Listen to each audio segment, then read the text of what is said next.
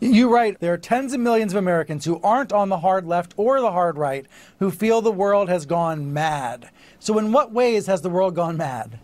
Well, you know, when you have the chief reporter on the beat of COVID for the New York Times talking about how questioning or pursuing the question of the lab leak is racist, the world has gone mad.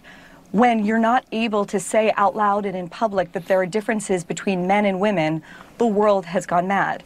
When we're not allowed to acknowledge that rioting is rioting and it is bad, and that silence is not violence, but violence is violence, the world has gone mad.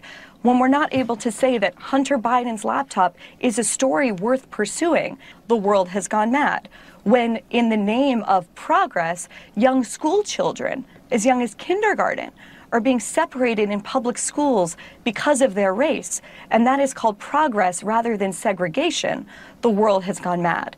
There are dozens of examples that I could share with you and with your viewers. And you often say, you say everyone aloud. Everyone sort of knows this. And you say we're not allowed, we're not able. Between... Who's the people stopping the conversation? Who are they? People that work at networks, frankly, like the one I'm speaking on right now, who try and claim that, you know, it was racist to investigate the lab leak theory. It was. But I mean, who let's said just that take at an CNN? example. But I'm just saying that when you say allowed, I just think it's a provocative thing you say. You say we're not allowed to talk about these things, but they're all over the internet. I can Google them. I can find them everywhere. I've heard about every story you mentioned. Of course. So I'm just suggesting, of course, people are allowed to cover whatever they want to cover. But you and I both know, and it would be delusional to claim otherwise, that touching your finger to an increasing number of subjects that have been deemed third rail by the mainstream institutions and increasingly by some of the tech companies will lead to reputational damage, perhaps you losing your job, your children sometimes being demonized as well. And so what happens is a kind of internal self-censorship. This is something that I saw over and over again when I was at the New York Times. People saying to themselves, you know what, why should I die on that hill? Why should I take the 3 or 4 weeks that it takes to smuggle through an op-ed that doesn't suit the conventional narrative? I might as well commission the 5,000th op-ed saying that Donald Trump is a moral monster.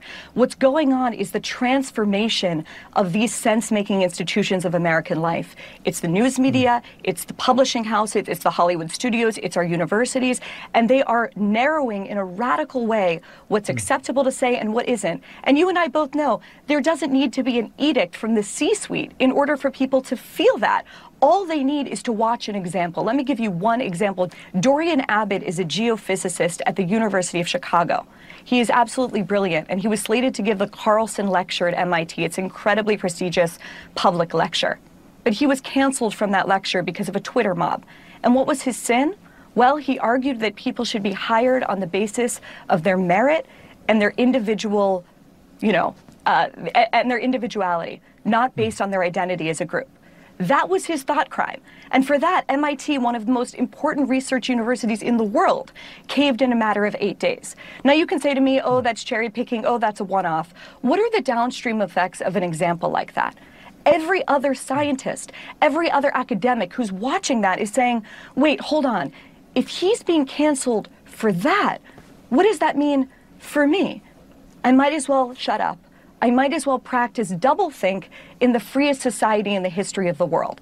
That is one of the great stories of our time, and that is the story that's been uncovered largely, not because of disinformation or not because they're lying about it, simply because they're ignoring it. It's disinformation by omission. Because the flag still stands for freedom, and they can't take that